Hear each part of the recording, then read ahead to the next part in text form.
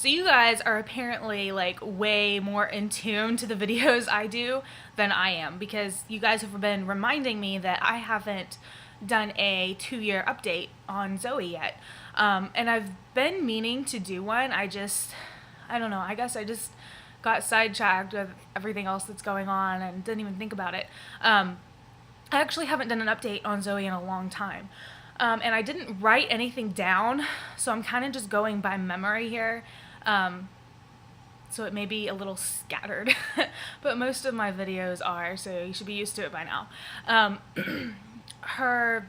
Since she has turned 2, things that have changed. She is no longer on the pacifier, which we are absolutely shocked that she gave it up, because she was 1000% addicted to that pacifier. She could not be anywhere without one. And it wasn't even like she needed one all the time. She would have a pacifier in this hand, a pacifier in this hand, and one in her mouth, and would scream bloody murder if you tried to take it away from her. When she was eating a meal, she would take a bite of food, and in between bites, she would stick the pacifier back in her mouth. Like, that's how addicted to it she was. And it's so bizarre because she just gave it up like that, and it was absolutely no problem. My husband and I were putting her to bed one night, probably about a week, maybe 2 weeks before her 2nd birthday. And she just handed my husband the pacifier and said, here's the pacifier. Like, oh, I don't need it anymore. I'm a big girl. And we were just shocked. We were like, you don't need it anymore?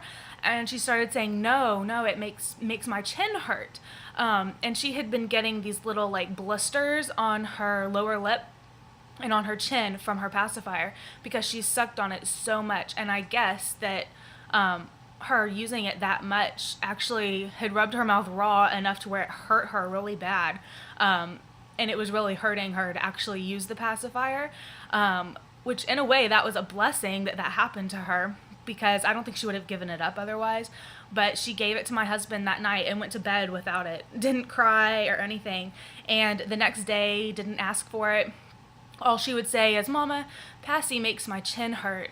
And that's all she would say. She wouldn't ask for it. She wouldn't have a fit or anything. So we were just like over the moon, ecstatic that she had given it up so easily, because we really didn't think we would. We didn't think she would.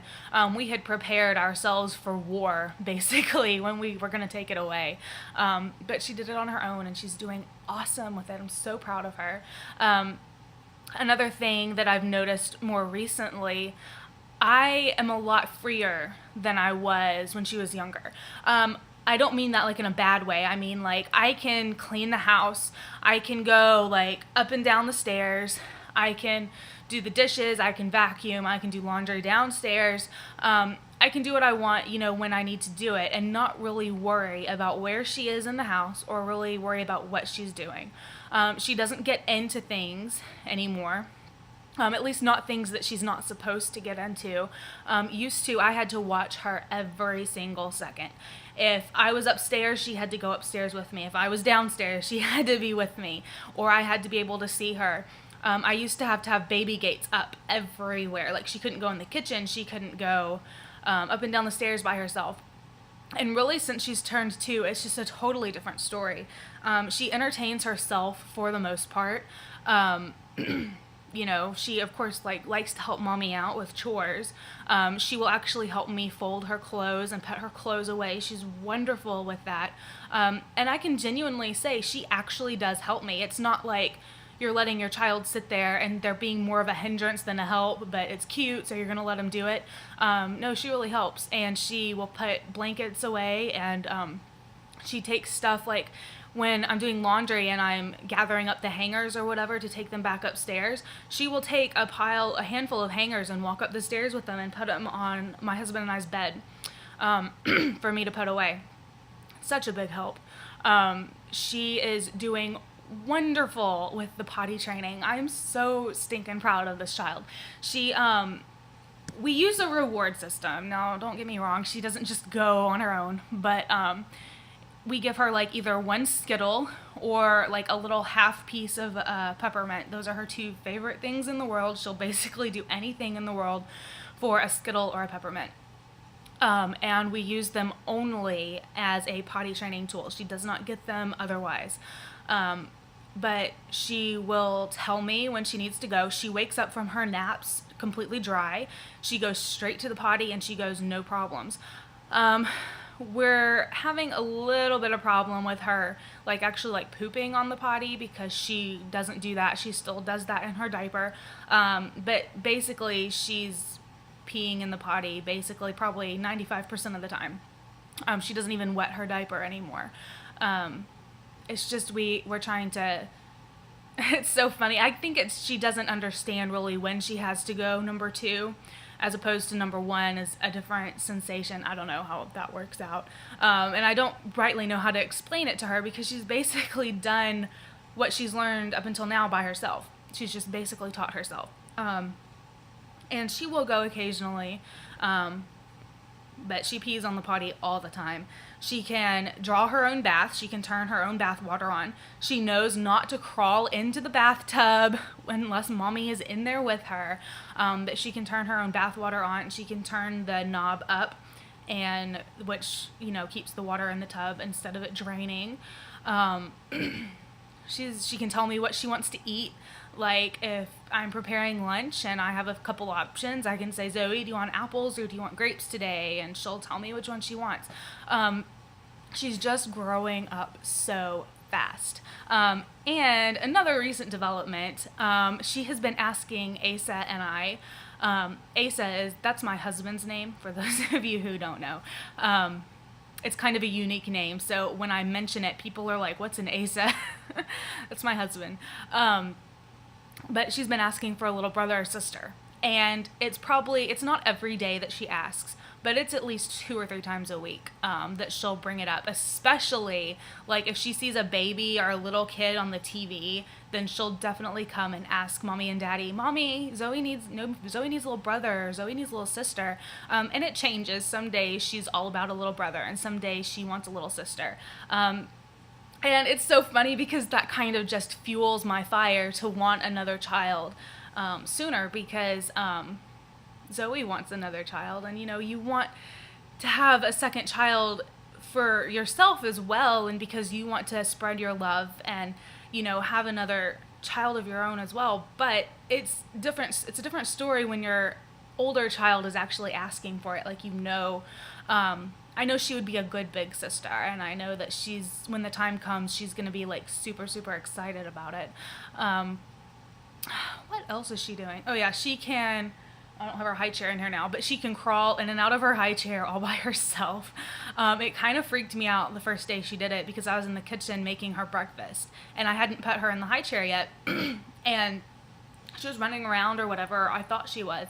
And I came in the living room to put her plate on her high chair, and she's just sitting in the high chair all buckled up. Like, she crawled in the high chair and buckled herself up without any problems. So I was like, oh dear, this could be a problem, because a lot of the time I will leave her in the high chair while she's eating her breakfast, and that's when I'll go get my shower or go do what I need to do. But now I'm scared to do that, because I know she can get in and out of the high chair by herself, and I don't want her to fall and get hurt. So now I'm trying to either get in the shower in the mornings before she wakes up, or I have to wait until she goes down for her midday nap.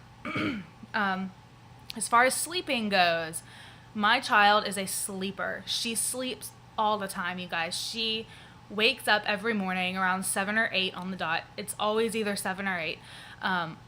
She stays awake until about 11. About 11:30, she goes down for a nap. She will sleep from about either 11:30 till 2. So she takes a good 3-hour nap every day. And then by 6 o'clock, she's down. She goes back to bed, and she asks me to go to bed. And she'll stay asleep from 6 o'clock p.m. until 8 o'clock the next morning.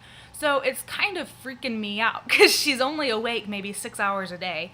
And I called her pediatrician and asked her doctor about it, because it seems an awful lot for her to be sleeping.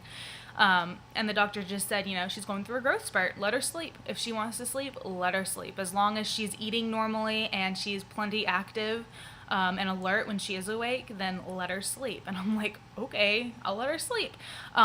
it's kind of good for me. It gives me a little bit more time to focus on school and get some schoolwork done, and I can keep the house clean, which has been challenging for me. Um, oh my goodness, I don't know what else to update you guys on as far as Zoe goes. I don't know. We are hoping to have her enrolled in preschool by March, at least 3 days a week. We're gonna probably start her out part time. I don't know how preschool works. I don't know if there's like a public preschool. Do you have to pay for preschool? I'm very, very confused. I have a lot of research to do. I don't know if I know like the private preschools are gonna want you to pay them, but I don't know. I'm so confused. I don't understand how it works exactly. I know she needs to be potty trained before she starts preschool, because from what I've read so far, preschools won't take her unless she's potty trained, just because they don't want to deal with potty training kids. They want them to already have that task down. I don't know if you guys have any advice on preschool, or if you guys know what the protocol for that is. She'll be 2.5 in March, so that's why we say March time frame is when she needs to start. We didn't want to send her to a daycare. We wanted to wait until she was old enough for actual preschool. And from the preschools I'm looking into, that's the absolute youngest age they can start is 2.5.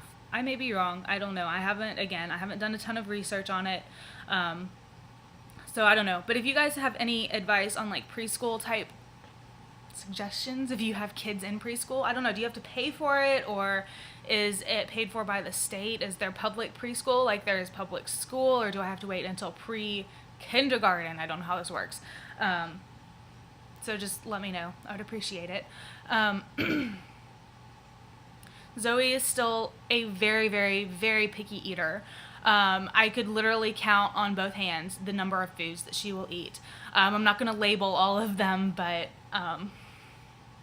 she's a very picky eater, extremely picky. If it's something new that she's never tried before, you can pretty much bet that she's not going to try it. But I do try to switch up the foods quite a bit, the foods that she will eat quite a bit, so she doesn't get too bored with them.